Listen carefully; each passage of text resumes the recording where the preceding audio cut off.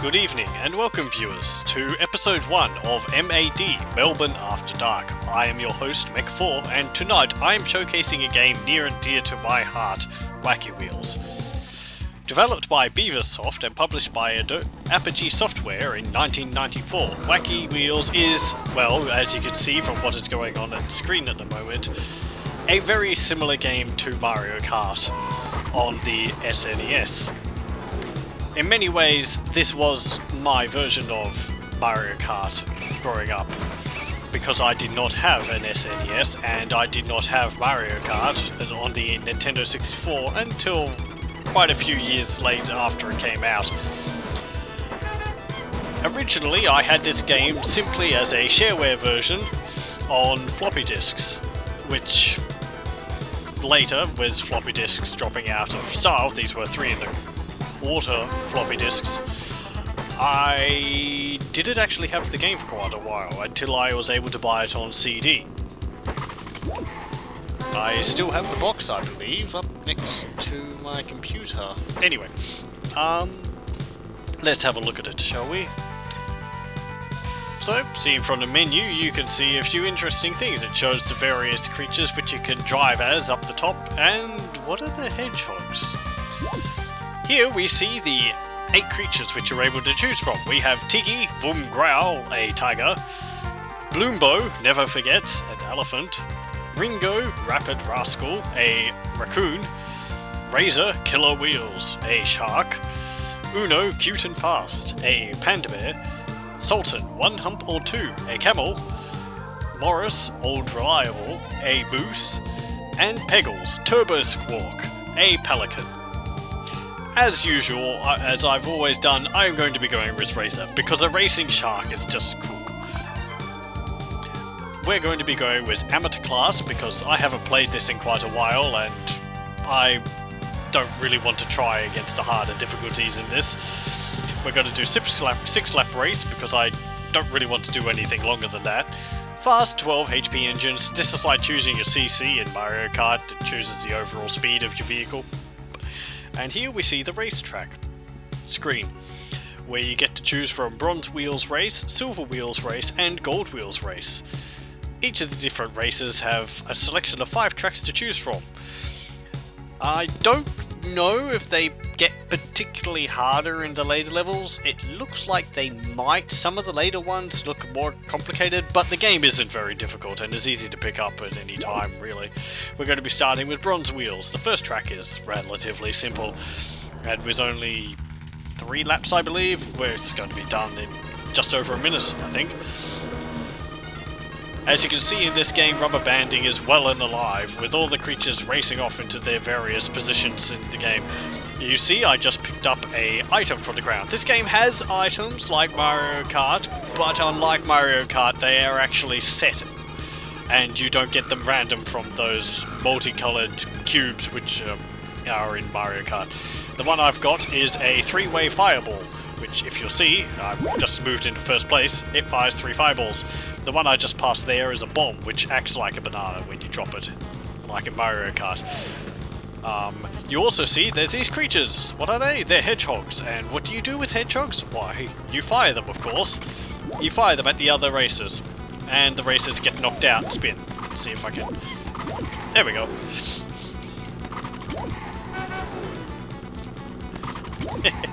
There is actually a 2-player mode of this game, where you can team up against where you can go against one of your friends and fire hedgehogs at each other and try to get wins, like in the Mario Kart one where you're trying to pop each other's balloons. There's also another one where you shoot ducks in carts for points. This game is, if nothing else, very, very wacky, as the title says. Moving on to the next race, you can see that there is a lot of water in this level. The water was always an interesting element in Wacky Wheels. There's something which made it quite appealing, aside from the bright colours in the game, the bizarre setting of it, as well as the music. The music is very, very good, and I encourage you to listen to it in some of the different sound fonts which are available on YouTube, because what you're hearing at the moment, I think, is just Sound Blaster, but if you listen to it with some of the other sound cards like Gravis or All32, I think, it sounds really, really impressive for the time, of course, 94, sorry. Anyway, the interesting thing with the water, is, aside from being just off-road, is that... Oh no, I've moved in second place. Is that, which is you go into periscope mode. It's just one of those little things which makes this game oh so wacky. Yes, that hedgehog was on the toilet. There are various hedgehogs in the different looking ones. They don't do anything different, each of them, and I believe they all give you, I think it's 4 hedgehogs per one you collect. They just have little icons doing different things to liven up the environment. This game is very lively.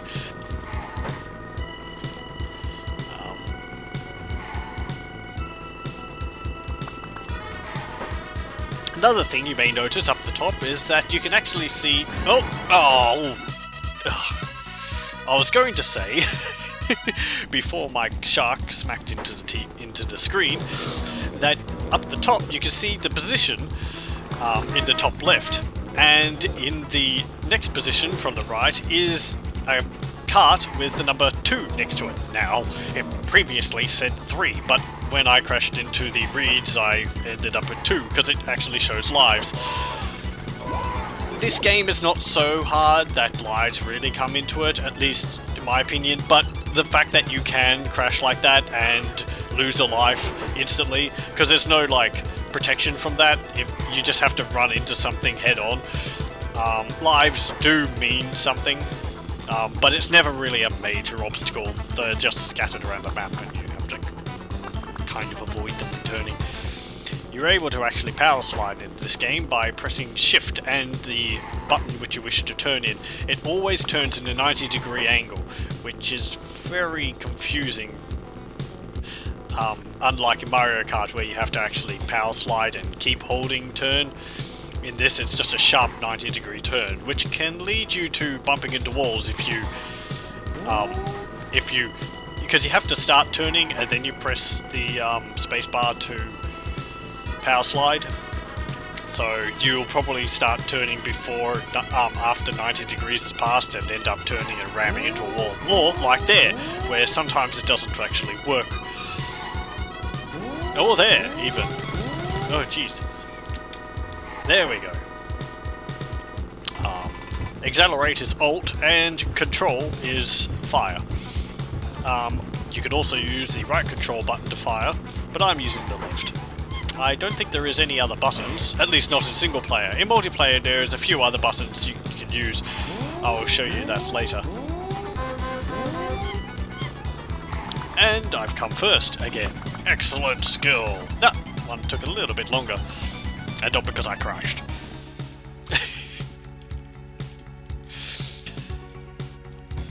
The maps become difficult more because there's a lot more of the 90-degree turns than anything else. There's never any overpasses or anything like that. The maps are like in Super Mario Kart on the SNES, where the tracks themselves are completely flat with the occasional jumps scattered around the track.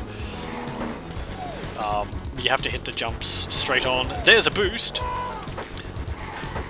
You actually carry the items which you picked up at the previous track over to the next level. You'll see I have my 32 hedgehogs. I think just up a little bit from the previous level. That red circle there, which I'm trying to get, is another one of the items. When you get it, I don't think it has an equivalent in Super Mario Kart. Where what it does is when you pick it up, if you manage to pick it up, is when you use it, it drops 2 angry-faced red balls on the track, which move apart horizontally from where you were and bump against the walls and then come back to the center point where you dropped it. That might not be the clearest example, but I'll try and show it in another track. Oh, stupid raccoon. Another thing I always liked in this game was the backgrounds. The tracks are very small and there's nothing beyond them, but the backgrounds and the backgrounds always gave the tracks having a much larger setting than they actually did. I remember one of the things I used to do in this game was explore, which is going into the corners off the track and imagining myself as exploring a much larger map than I actually was. Imagination is such a powerful tool for making games seem so much bigger when you're younger. You can see there that darker brown dirt is, it slows you down, but it also makes you spin if you keep turning on it. There you can see that I picked up a bomb and dropped it, and it acts like a banana. There's also another one which is an oil slick, and I don't know if there's any real difference between them. You can see the oil slick just before there, before the boost. I don't know if there is a difference between them. I think they just both spin you out. There's that red ball. Ugh. Well, there's the oil. The oil and the bombs are generally pretty easy to use once you get an idea of where the AI move, because the AI always follow the same path. You can place it in one of the areas, like to the right there of that boost, because the AI, as far as I understand, never use the boosts or jumps. And they will run into it really reliably. So that's part of the reason why this game isn't particularly challenging. As well as the fact that I am playing this on easy, I understand, but I believe even in the later difficulties, the AI isn't really much harder. They may move faster, and there's probably more rubber banding, but it's not like there's any massive change to how the AI act.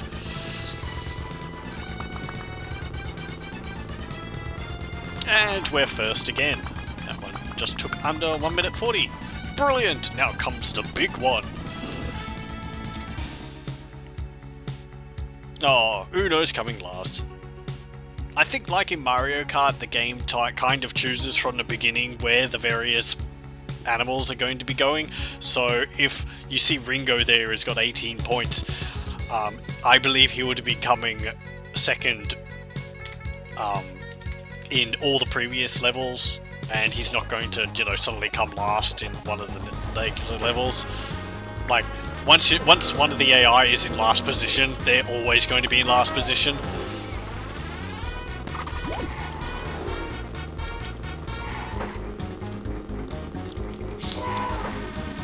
There is one kind of problem with this game in that, because of the generally archaic method of displaying the environment, it can be difficult to judge position and how far away things are, because things in the distance are really just, lines of pixels, and then they sort of jump up on you. Turning is especially difficult in that regard. It's difficult to judge how far into the corner you are, so that you can do the power turn correctly, like that. Ugh. There's one interesting thing you could do with the, I'll see if I can show it. There we go. Bonk. And I have a tyre on the back of my cart. I don't think that slows you down, it's just a little visual thingy. That's part of what made this game enjoyable, is just little touches like that which were able to make it seem a little bit more in-depth than it actually is.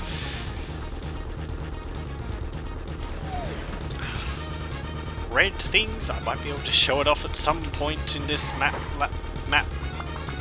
level, track, whatever it is called, but, I think I described it kind of well. Whatever. They're red balls which bounce off the walls and into each other again, horizontally across the track. It's kind of useful, not so much against the AI. They hit one and then it leaves one for them to bump into next track, so, but you don't tend to need to shoot at the enemy. And there we go. You are too good. Thank you, game.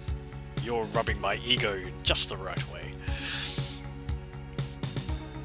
45 points after 5 tracks. And now the rostrum. Ooh, who came first? I wonder. And the Shark's balancing a gold cup on his head. And we got the bronze wheel. Ringo came second and Peggles came third.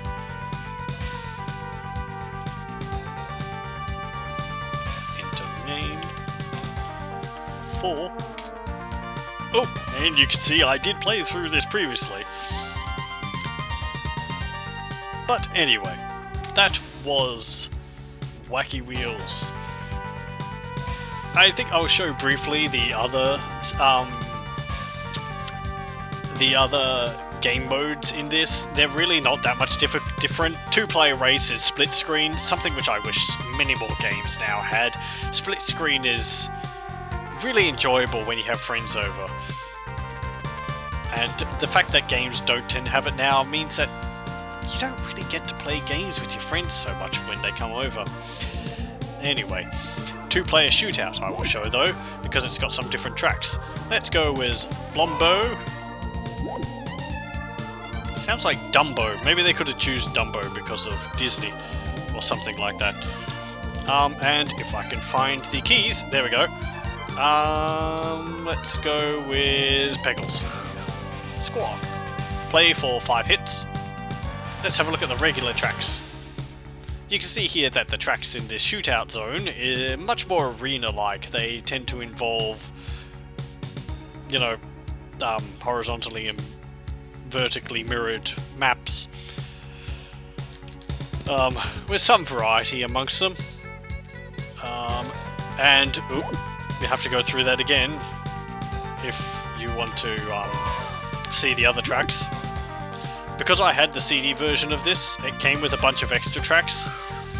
And we see the bonus pack zones. They're not terribly different. There's more variety in the general layout. We see Zone 1 is 4 lanes split up by the barriers in between. Zone 2 is a whole bunch of small blockages making up 8x8 columns. 1, 2, 3, 4, 5. Yeah, roughly. Anyway, Zone 3 is 4 islands. Zone 4 is, I think, kind of like one of the maps in Super Mario Kart. Wasn't it the one on top of the tower or something like that? Zone 5 has a half of a map divider going through the center of it, as well as 2 barriers going around lakes. And Zone 6 is got a barrier with a gap in it at the top. Anyway, I will show this because there is a little bit different in this.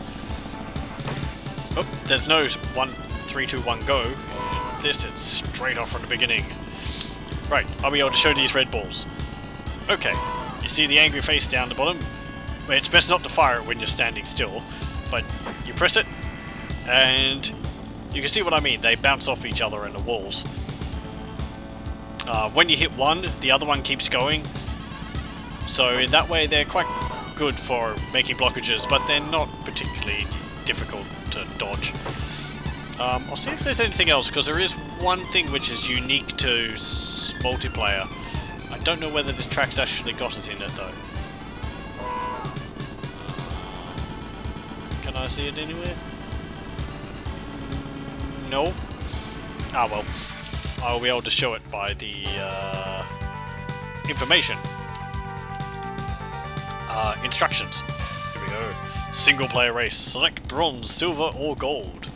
There's time trial mode, 2-player race, 2-player combat, and modem or serial. Ooh, modem or serial. What a choice. Blast them ducks. This is the point mode where you compete against your friend to be able to see who can get the most points. There are a whole bunch of these ducks on wheels spawn, and you have to shoot them using the hedgehogs scattered around the track. There are 2 different types. Wacky only takes 1 hit, and I think he gives less points. And Digger, who takes 2 hits, and I think he gives a few more points. Then we see the Giggle Keys, used in 2-player mode to annoy the heck out of your opponent until they stop playing. It summons up on their screen a red demon, which does various things. You would have seen it during the gameplay. The demon holds up the last lap sign. The controls for the game, the default controls for the game.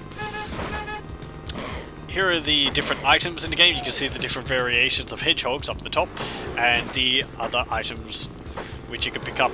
It goes bomb, the 3-way fire spread, the oil slick, and the next one is actually one which you hadn't seen in the game. It is a upside down hedgehog. and it does a screen flip when an enemy runs over it once you've dropped it. That's only available in multiplayer for obvious reasons. It would only affect a 2-player game. And the 5th one is the red bouncing balls. Up the top you can see what they look like when they're on the ground. I'm kind of confused. I've always wondered what the one in the center is. I don't think it is the flip screen hedgehog, because that's the one on the end with its legs up in the air. The one in the middle, the flat hedgehog face, I don't know what that is. So, was it an item they planned to put into the game and they just left the graphic in there? I don't know, honestly. Holding onto your steering too long sends you into a skid, so time your cornering. You can pull out of a skid by steering in the opposite direction. Skidding is a mechanic where it makes it... is when you're skidding, you actually turn less, I think. It kind of slows down your turning, so it's more difficult to actually get out of it, as well as to turn a corner enough to be able to get through it. Doing the brake turn using the spacebar is a much easier way of getting around, especially because in this game many of the corners in it are 90-degree angles. Next you see the periscope mode, which is, oh, it's great fun. Makes you hard to detect. It is great fun. Crashing into posts, as you saw in one of my first races, sends your animal smashing into the screen. You can actually do that as well in this multiplayer, where if you're driving around the other way, like on the obstacle courses, or if you decide to just go around the map tracks backward, you bump into the front of another animal and you actually be sent flying. That's just some advice about the game, selecting the slower engines if it's the first time you've played it. Make good use of the giggle keys in 2-player modes. Oh yes, there's nothing you want to do with your friend other than annoy the heck out of them. Happy hog hurling. And that is Wacky Wheels. Here we see all the people which made it. Thank you very much to all of you who worked on this, especially you, Mark Clem, who worked on the music.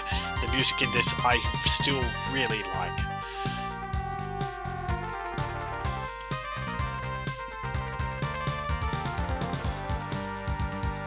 I will probably be showcasing a whole bunch of other games made by Apogee, or published by Apogee rather, because they did make up a large amount of the games which I grew up playing.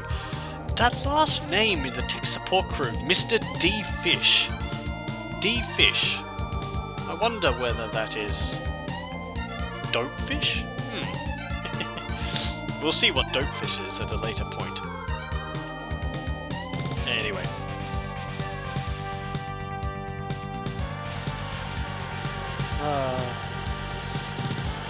Yes, thank you very much to all of you for making this great game.